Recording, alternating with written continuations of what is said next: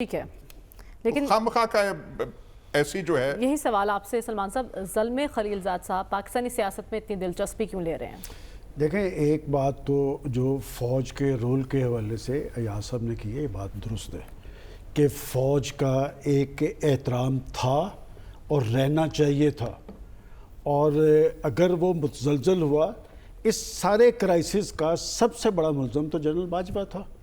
और फिर मैं वो बात खोलना नहीं चाहता कि अब जो सूरत-ए-हाल जहाँ तक पहुँची है कि इसके बारे में जिसका आप नाम ले रही हैं, ज़ल्मे खलीलज़ाद, इसके बारे में आज दोपहर हमारे एक मोहतरम दोस्त हैं इसाक खाकवानी साहब, उनके यहाँ कुछ लोग जमा थे और सिर्फ इसी बात पे वो डिस्कस कर रहे थे कि हम इस सूरत-ए-हाल से कैसे निकल सकते हैं। तो उस वक्त एक बड़े नामवर जज उन्होंने कहा कि मैंने जनरल मुशर्रफ मरहूम के मुँह से सुना था कि 3 शख्स ऐसे हैं जिनसे कभी खैर की तवक्को ना रखना।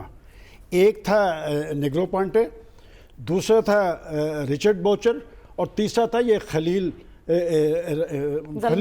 ज़ल्मे खलीलज़ाद।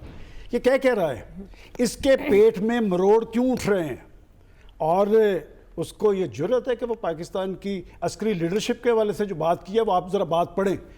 ये बात पाकिस्तान के अंदर भी हो रही है।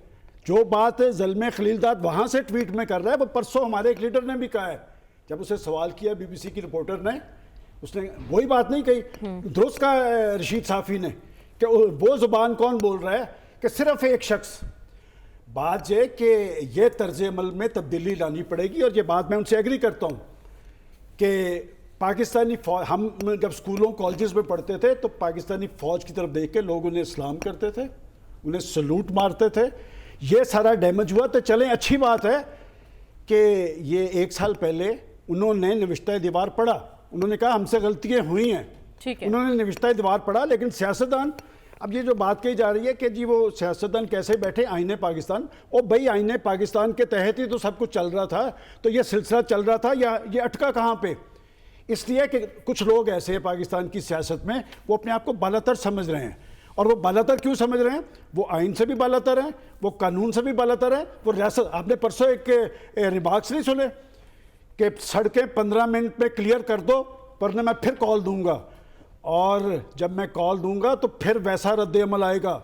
ये माइंडसेट है इस वक्त पाकिस्तान के अंदर। ये अदारों को टारगेट कर रहा है, ये पाकिस्तान में क्राइसिस पैदा कर रहा है। इस माइंडसेट को एक्सपोज किए बगैर हम आगे की तरफ नहीं जा सकते।